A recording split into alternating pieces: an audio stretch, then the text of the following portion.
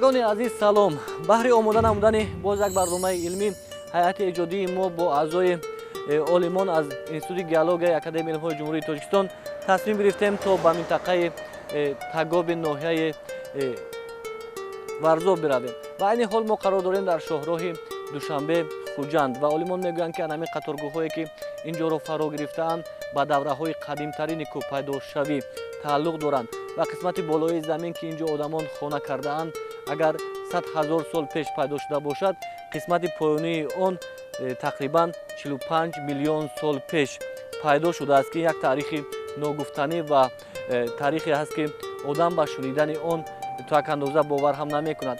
و در رفت برنامه ما می‌خواهیم به منطقه تگاب برویم، زیرا آنجا کندنی‌های گیولوژی، معدن‌های گیولوژی خیلی زیاد هستند و با تاریخ فعالیت در این منطقه آشنا می‌شویم و همزمان تاریخ کوپیداشوی را در این منطقه از زبان عالمان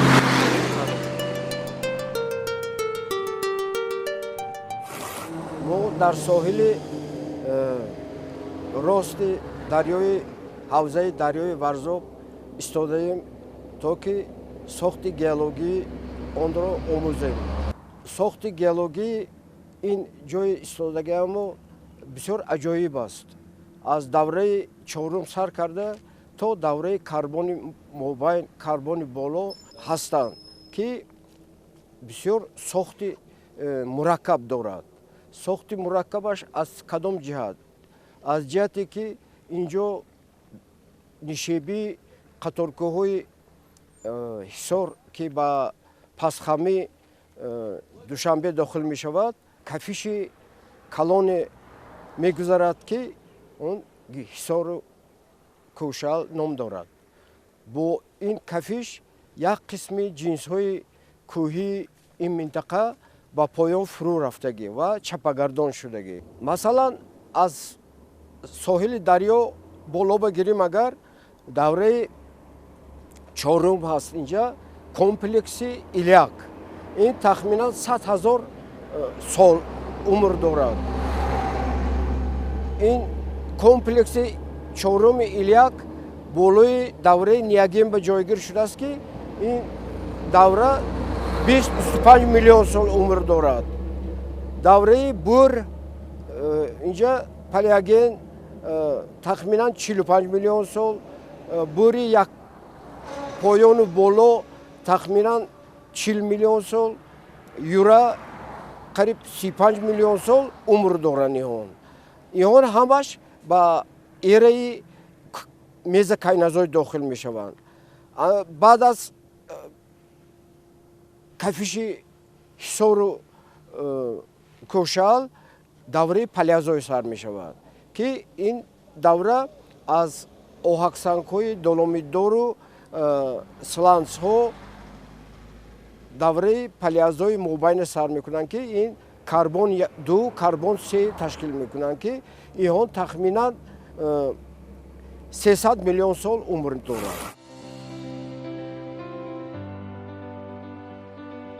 شهرهای پاک و تازه با کوههای سربفلک کشیده درای ورزاب با دریای شوخ و پاک ما را تا مکان لازمه می بردند. معلوم بود که کوههای این دره نیز تاریخ طولانی را شاهد هستند. بعد چند لحظه نهایت ما از شهرهای دوشنبه خوجند به طرف راست گشتیم و 8 کیلومتر دیگر راه تا مکانی بود که اینجا روزگار کارگاه صنعتی ساخته بودند. انا این دامنه کوه که از کوههای دیگر قریب که دیگرگونی ندارد، مکانی است که در ترکیبش معدن فلورید بوده است.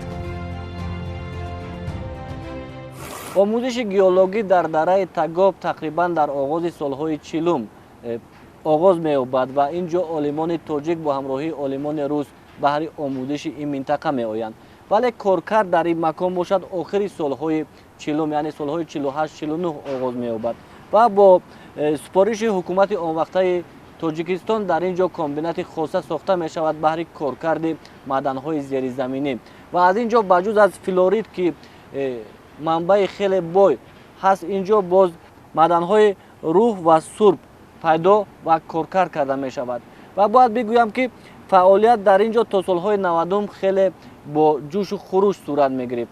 баъд аз солҳои 90 инҷо каме хомӯшӣ дар кор дида шуд, вале дар солҳои истиқлолият боз геологҳои тоҷик ҳамроҳи кормандоне ки дар ин соҳа фаъолият мекарданд инҷо фаъолиятро ба роҳ монда имрӯз инҷо кор идома дорад.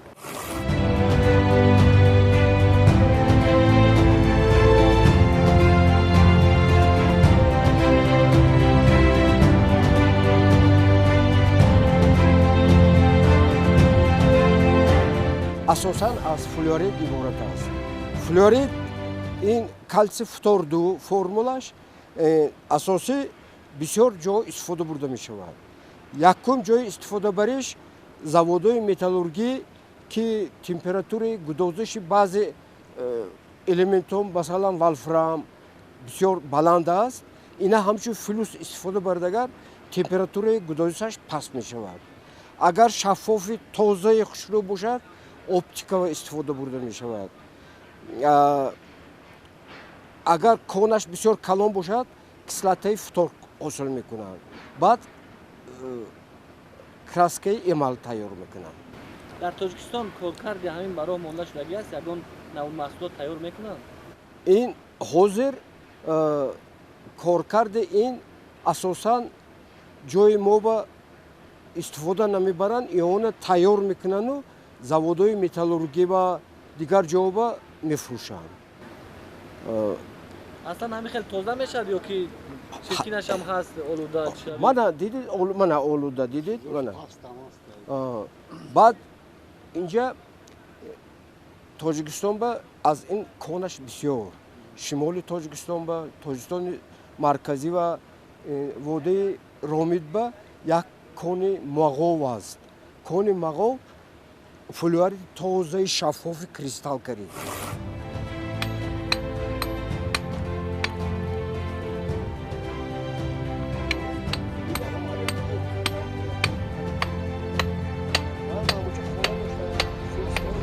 کار تو در همین منطقه کی سر شد؟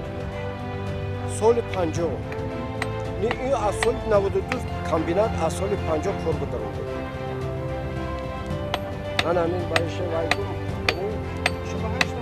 یک خاصیت عجایب دارد که در داخلی بسیار جنس‌های کوهی دیدن ممکن است. هم جنس‌های کوهی تکشین شده، هم جنس‌های کوهی مگموی، هم جنس‌های کوهی متامورفیکی و غیره غیره غیره ها.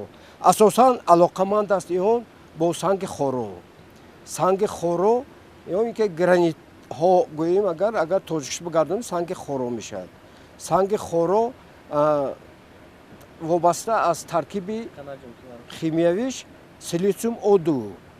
اگر چقدر مقدار مینرال‌های سفیدش بسیار باشدگر همین فلورید همونجا پیدا می شود.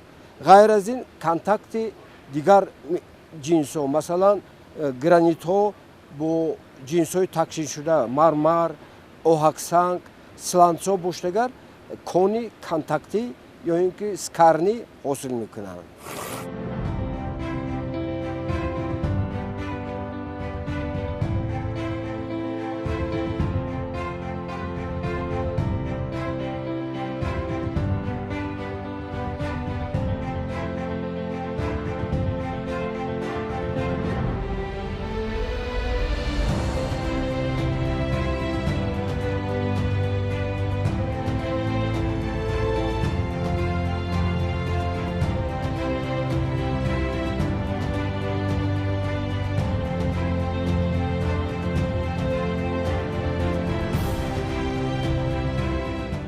فلورید یکی از معدن‌های خیلی ضروری در جامعه جهانی امروزه به حساب می‌رود، زیرا آن را بیشتر در قسم اپتیکی در کارخانه‌های استحصالی، زواد آلومینی و دیگر بخش‌های خوجگی خلق کارکرد می‌کنند و عالمان می‌گویند که در منطقه تاجیکستان چی در قسمت شرقی و چی در قسمت جنوب و شمال تاجیکستان کان‌های خیلی زیادی هستند که آنجا ما می‌توانیم فلورید را پیدا نماییم.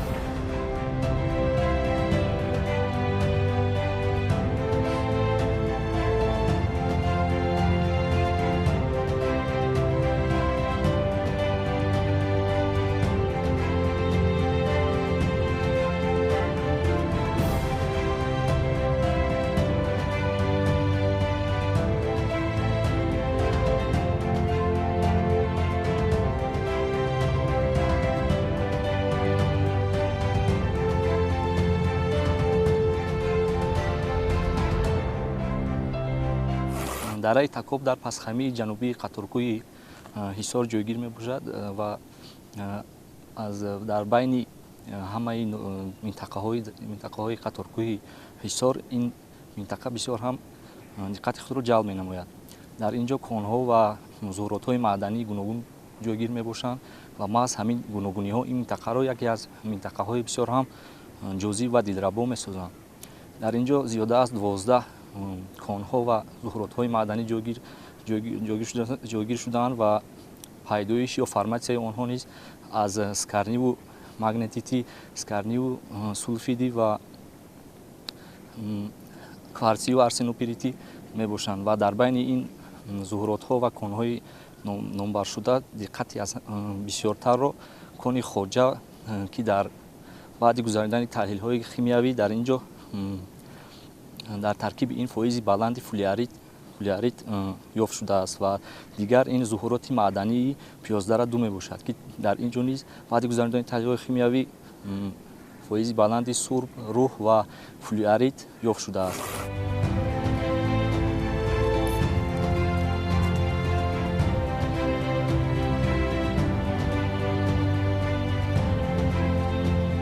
вақте ба ин минтақа меомадем ва аз захираи бои флюорид дар ин кӯҳҳои ин ҷо огоҳӣ пайдо кардем, ман гумон мекардам ки анамин кӯҳҳое ки сар ба фалак кашидаанд ҳама анамин металли ёки маҳсулоти флюорид ҳастанд, вале олимон мегӯянд ки анамин кӯҳҳои сар ба фалак кашида ҳама аз санги хоро иборат ҳастанд ва анамин ҷое ки мо ҳастем зери анамин хок кони бузурги флюорид мавҷуд аст ки гоҳе истифода мешавад ва гоҳи дигар истифода намешавад.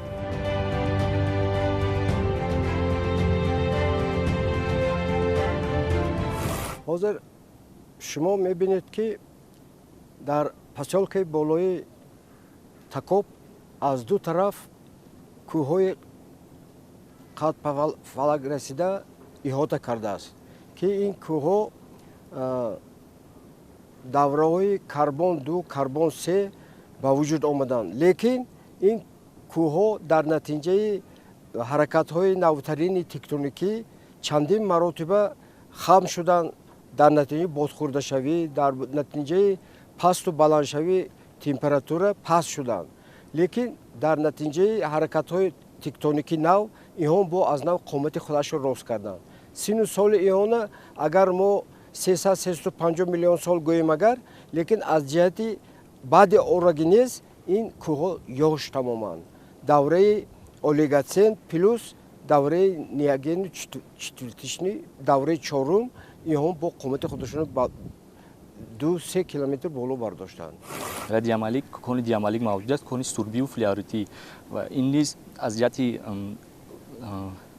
саноатӣ хеле ҳам фоидаовар аст, иқтисодӣ ҳам фоидаовар мебошад ва таҳлилҳое ки дар давраи шӯравӣ гузаронида шуда буданд ки 93 умуман таҳлилҳо миқдори баланди масалан дар кони хоҷа